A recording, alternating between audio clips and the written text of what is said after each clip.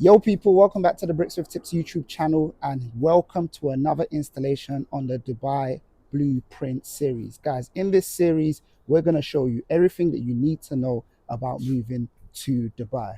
Now, as you know, the Bricks with Tips YouTube channel is a channel that helps you with your property and finance tips, but we've recently made a soft move to Dubai and we want to help you guys that are considering it as well because it's all linked, right? It's all linked with your progression, you moving forward, and some people are thinking about taking a leap. We want to be your guinea pigs, man. Yeah. We've taken a leap. We want to be able to show you what we've done and experiences that we've had. So, guys, we're in Dubai currently. As you can see, I'm wearing a hoodie. Antoinette's wearing long sleeve. It's cold, but we're spoilt, man. It's 21 degrees, but It's chilly. it's a little bit chilly. It's a little bit And chilly people for are us. saying that this is the coldest winter that they've had in a minute, and it's cold. Like, I need jackets. Yeah. But I'm still wearing shorts, so there is that balance in it. So, yeah. But today, we're speaking about something that's been highly requested, which is schools. We're Yes. going to be talking about schools, which is super important. Right, guys, before we begin, I just want to say that if you're interested in the Dubai Blueprint series and you want to get some more gems like these, please just subscribe and turn notifications on. And if you're enjoying the series, you like anything that we speak about, please leave a comment below. Just let us know what you're enjoying. It helps the page and it encourages us to do more content like this. So without further ado, let's get into schools. So one thing we always like to start with, and is some of the bits that we did before we Yeah. checked out schools. So Yeah. if you want to tell them a bit of the stuff that we did before. So let me even bring it back even further. So we have two daughters, as you may or may not know. Our eldest is 4 and our youngest is 2. So that means that back in the UK, we were at the point of considering what primary schools we were going to choose for Olivia to attend. And Mia was in the toddler room at her nursery. So that's what we had to start with. Where would they be going now that we were moving over to the UAE? So we automatically thought, okay, school and nursery, as that's what would have happened from September. But upon research, we've already said that we're big researchers, and that's Yep. something that we will always recommend to do, especially for your circumstances. We found that the schooling system is quite different, and different in a way that it actually benefited us. So, what does that mean? That means that in our case, Olivia and Mia can and are attending a nursery which is suitable for their age group. So, over in the UAE, they have something called FS1 and FS2. So FS1 and FS2 is basically your foundation schooling years, so your reception, and they actually have FS1 and FS2 in a nursery, which meant that we were able to give what Olivia would have had in terms of the ending of nursery education and the start of primary school education in a nursery, and Mia was also able to go to her toddler class at nursery. So they both attend the same nursery. Um, And FS1 and FS2 goes up to what age? I think it's 4 or 5. FS2 goes up to age 5. Yeah, so and that's kind of like across the board. So that's quite good as well. Based on that information, when we came over in November, we put in a couple of school tours and a couple of nursery tours, because what we ultimately wanted to decide was, do we want to put Olivia in a school, which schools go from age 3 to 18, or do we want to put her in a nursery where she will go up until the age of 5 but will still be receiving the appropriate education? Now, we visited about 3 schools and 2 nurseries, and my goodness. Before we go into that, because I think it's important to tell them more about the research we've done. So before Yeah. visiting, because we spoke in a previous video what you can do before, and just to double down on it, when you start researching videos of schools, remember that you can watch YouTube videos for the schools as well. Some of the schools do virtual tours. You can make inquiries with the schools by giving them by sending them emails as well. Um, Referrals is a great one as well. I think that a lot of our initial research began with referrals, and based on that, we'll give you some schools and nurseries that we did consider. But before we get into that, let's speak about the curriculum. So it's important to understand that there's different curriculums in the UAE. Yep. If you're coming from Britain or another country, Emiratis here can go to school for free, but if you're coming from Britain or another country like the US, you're going to be more than likely paying for school, basically. And we'll go into the cost shortly. But you need to understand that there's different curriculums. So there's the IB curriculum, which is kind of like international. You've got the US curriculum. You've also got an Indian curriculum, and you've got the British curriculum. Guys, it's important to note if you're coming from the UK, there's actually British schools. And what I mean by that is that they don't only follow a British curriculum, they pride themselves in having British teachers. Yeah. For context, I went to the same college as Mia's nursery teacher. Yeah. That's how, we didn't go at the same time, but that's how close knit it is. So you'll typically find that the teachers are from Britain, maybe up north, maybe London, maybe Ireland. So depending on where they're from, basically, but there is a lot of familiarity 100%. in that sense. Sorry, I noticed I said Ireland, and Ireland's not Britain, just in case anyone tries to catch me out in the comments. So guys, it's very, very important to note that. Yeah, so speaking of curriculum, you will your child will have a timetable. Our children have a timetable very similar to what they had in the UK, in terms of time frames and things like that.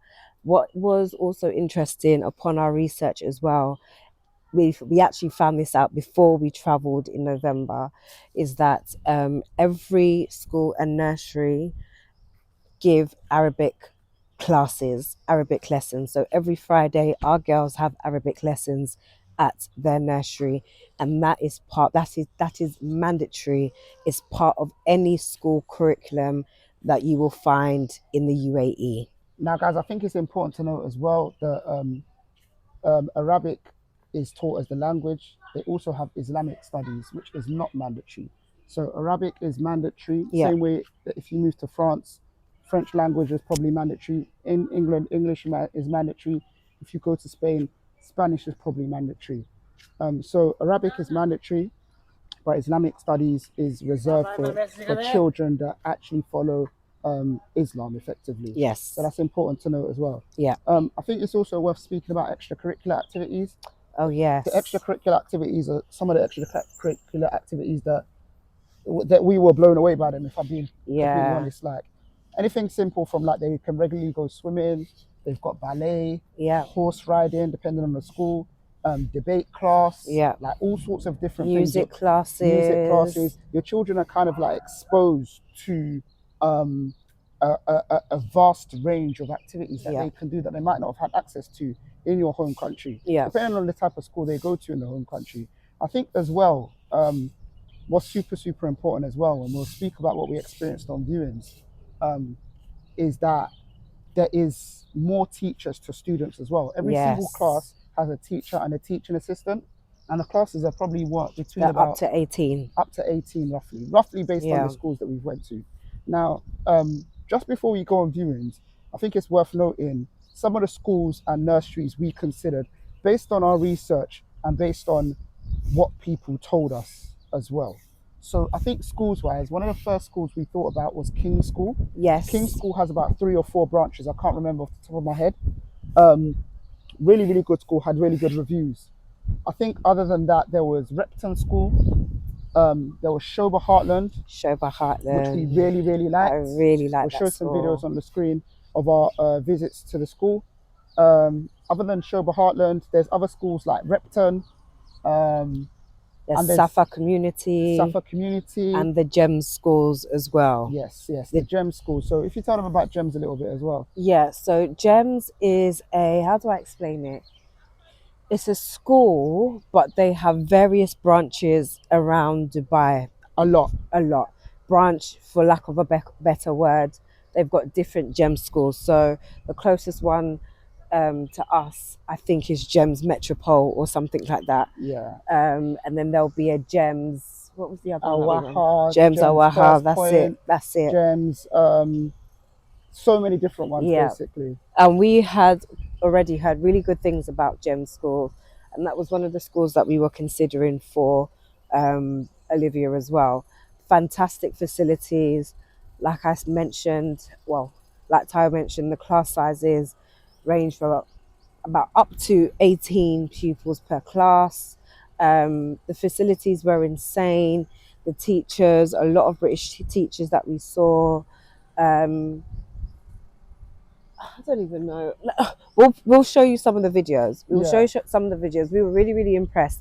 One thing that I will point out though is to not get blown away by the quality and the standards. The standards in Dubai, they're fantastic anyway. I think it's important to really understand what you want for your child. yeah, That's something that we had to remind ourselves of as well. We sat down with the nursery teachers as well, had their reports just to see where they were thriving, what subject areas they were thriving in, what they really like, and just really paid attention to that as well, just because it is something new. They're going to a new country. As yeah. much as we are going to a British standard school with a British curriculum, it's different. So we didn't want the ball to drop in terms of what the girls were good at, what the standards are, and safeguarding as well. That was quite key. And we're quite blessed that we have two friends who are fantastic teachers in the UK who were able to guide us through that and make sure that we asked the right questions, especially when it came to the like safeguarding, um, library access and things like that. So yes, you are in awe when you see the schools because they are huge, and a lot of them run from age 3 to 18, which is basically primary all the way to secondary, whereas most schools in the UK, you go to primary school and then you'll change to a completely different school for secondary school. Yeah. So it's important to just be aware of that as well, that the size is different, so not to get swallowed up in all what is to offer and focus on where your child is excelling in and what your child is excelling in. And then, guys, just other referrals from a couple other schools which I just remembered. Dubai British School as well, which we were told about.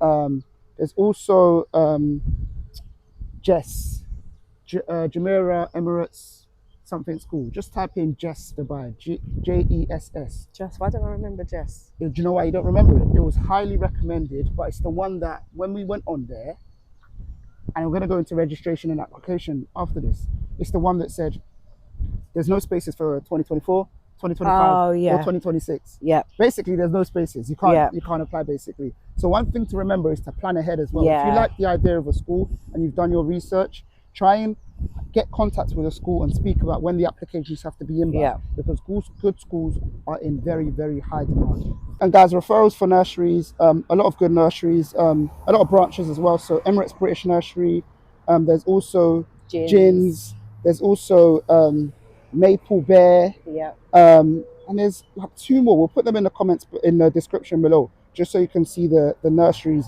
that we considered. All right, guys, so cool. Application and startup fees. So typically when you sign up to a school, they're going to want both parents to have their Emirates IDs, which we did have, but we were made aware that if it's in process, they are willing to wait a little bit. Typically as well, when you pay for school, they want you to pay for the school fees by checks. Yeah. So what you typically do, similar to rent, is that you would give pre-dated checks for term 1, term 2, and term 3, basically. Yeah. However, if they know that you've just moved to the UK, it's worth asking them directly, saying I've just moved, I haven't got my bank account sorted, or we're just getting things in order, because the move can be hectic. Yeah. Sometimes they can be a bit flexible for you. So sometimes they might say, okay, for term 1, we'll allow you to break term 1 down into 2 months or 3 months or 3 payments. Yeah. And then we'll take checks for term 2 and 3. 2 and 3. And that's really important as well, especially if you, like us, are going to put your kids straight into education. And when I say that, we landed on a Friday, the girls went to school on a Monday. Yeah. And because of the demand as well, the nursery that we eventually decided to choose, we were blessed because there was a dropout for someone in Olivia's year, and we took it straight away because, like Tyra mentioned, the demand and the spaces just go very, very very, very quickly. quickly. So we didn't waste any time on letting them know that this is definitely where we want to bring the children. Yeah, and I think that what Antoinette said is very important because they don't really dilly dally around here as well. No. So what happened is that the space that became available, it was someone who went to the school and they were going to move countries, so they said they're not restarting again, so their place was available. But then they tried to come back and say that they want to stay after all, but they hadn't paid anything. So they were just like, yeah, if you drop your deposit and everything before them, then you'll get the space. And it's kind of like, okay, yeah, we'll take that then. So they kind of don't play. Also want to give you an insight on some of the costs as well. So we spoke about term, and I'll give you an indication of term fees as well. Don't worry, we're going to give you our specific costs in an upfront cost and monthly cost video. So don't worry about that. You'll get our specific costs to get started in Dubai in full. But just generally speaking, the sort of things that you'll pay for when you start is a deposit, right? In Dubai, they love a deposit for absolutely everything. So you'll pay for your deposit.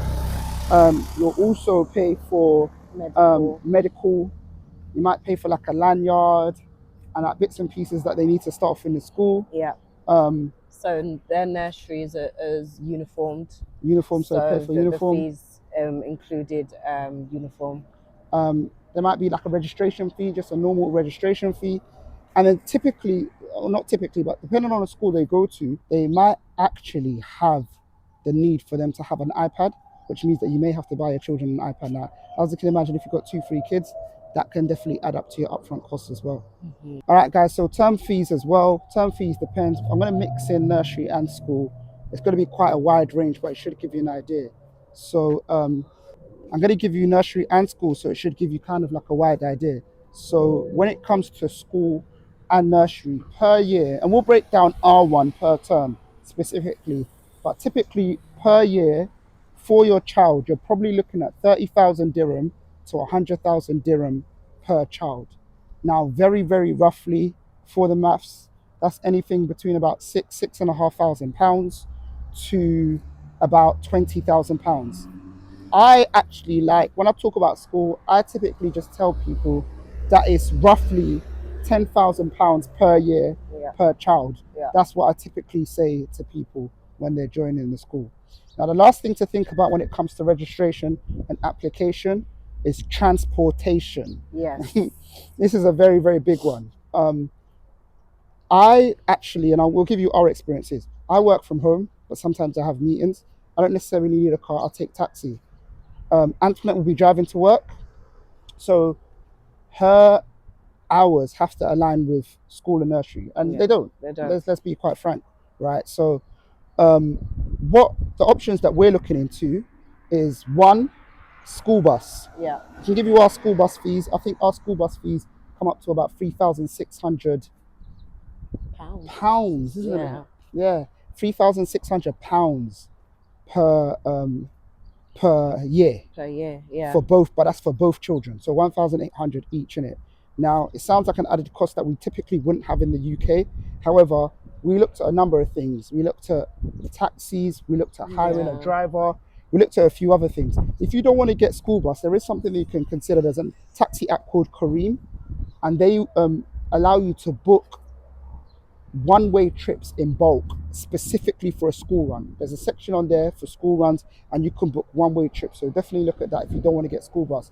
School bus does have its conveniences though, because they get to go on the school bus with the other children. They get picked up at the same time, they get dropped off at the same time. It also allows you, like if you're looking to get a nanny in Dubai, which many people do, it means that the parents necessarily don't have to be home when the children finish school, because we know what it's like working, and sometimes in the UK we're kind of governed by school pickup time and governed by school drop-off time. Whereas if there is a nanny at home, the kids get on the school bus, and the nanny will drop the kids to the school bus and be there waiting for the children when they get dropped off by the school bus as well. So that's super important. So guys, as you know, we're very big on encouraging you guys to go on viewings when it comes to schools and nurseries. Definitely go and view. We did a couple of other things as well. We actually reached out to teachers on LinkedIn and booked like virtual meetings with teachers to understand a bit more about the school as well. Ahead of the viewings. Guys, I think that in the UAE, don't be afraid to reach out to people. Don't be afraid to reach out to people. You're going to get more yeses than no's than you would typically expect. So on viewings, one of the first things that I realized, which I loved on viewings, and I'm sure that you guys will have the same experience. And I don't mean to offend anybody, but when I went on viewings in the UAE schools and nurseries, all of the teachers seemed happy. I'm not saying that where I'm from, the UK teachers aren't happy, but I'm just thinking everybody was so happy, and Yeah, it's happiness and genuine. joy is Yeah. infectious. And I was just thinking to myself that, do you know what, this is the kind of environment that I do want my kids to go to school in. And that was important for us because, as we mentioned, throughout this move, our children are a priority, and we noticed that from day dot. Yeah. What other things did you notice on viewings? I noticed that the schools over here definitely have an entrepreneurial spirit. Yes. So, just one example was we went to a school, and on the tour, the lady was like, so each classroom have their own playground, and within their playground area there's a forest. And what happens at the start of every year, academic year, is that the forest is dug out. The pupils then plant their own trees and plants, and they're taught how to, did you say trade between So themselves, they, or they, they're taught how to kind of like plant, plant? which is their investment, and they come back and reap it later. Yeah, And they like, and we're talking about like primary school children. yeah, Like we're talking about like year 3, year 4, year 5. yeah, And this is what they're doing with them. And they say it's intentional to help them have an entrepreneurial spirit. So that's very big, and it aligns with everything else in the UAE because it's a very entrepreneurial city in general, yeah, anyway, or emirate in general. So yeah, that's one thing that we definitely noticed as definitely. well. Facilities, naturally, as Antoinette mentioned before, facilities are crazy. They're kind of out of this Yeah, world.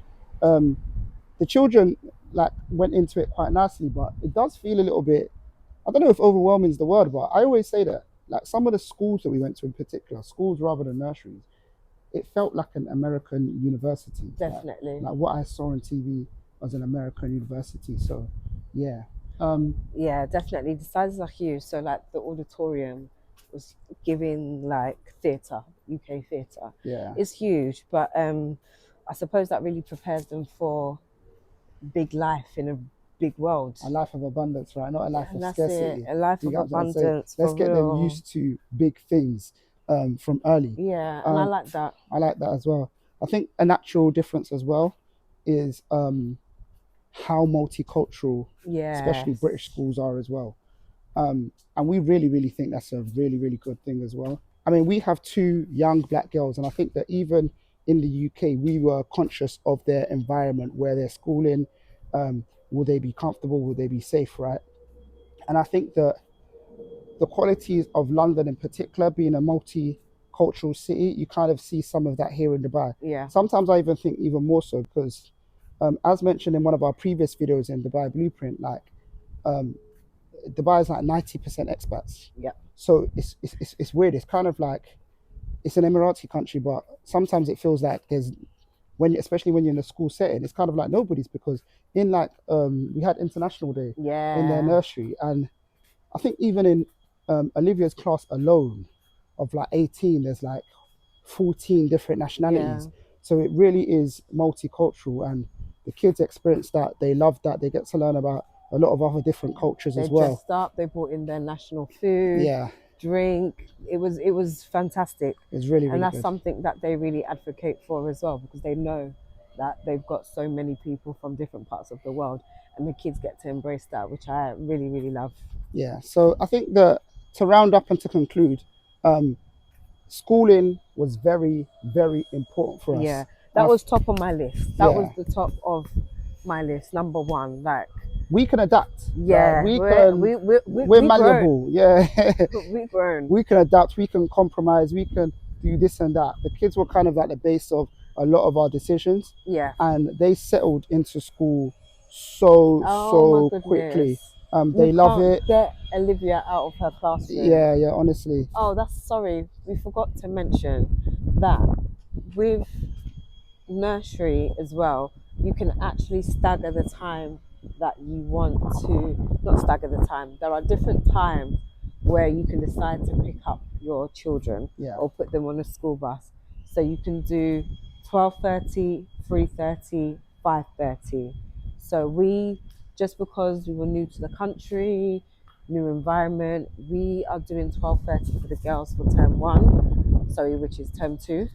And going forward, they'll be finishing at 3:30. Yeah, most children finish around the 3 p.m. mark. 3 p.m. Yeah, we know because of the school buses in the area as well. We kind of did 12 to begin with, but it worked out in our favor accidentally. But we're still going to give you guys this tip. If you ever join in term 2, it might make sense to do 12:30 anyway, because during Ramadan, which lasts about a month, everyone finishes at 12 anyway. So even if you pay till 5:30, you're going to finish at 12 anyway. So hopefully that makes sense. Yeah. But guys, hopefully you've enjoyed the video. Hopefully you've enjoyed it. We got our steps in, but I never tracked it. I wore my watch this time. You didn't put it on? But I never tracked it. Why not? Yeah. Why not? I'll learn next time. Hopefully you enjoyed the video. Thanks for tuning in to another video of the Dubai Blueprint. Please make sure you subscribe, turn notifications on, and also make sure you comment below and let us know what you want to know next, or any questions that you've got about this video. We'll be happy to help you answer them. Take care, guys. Peace.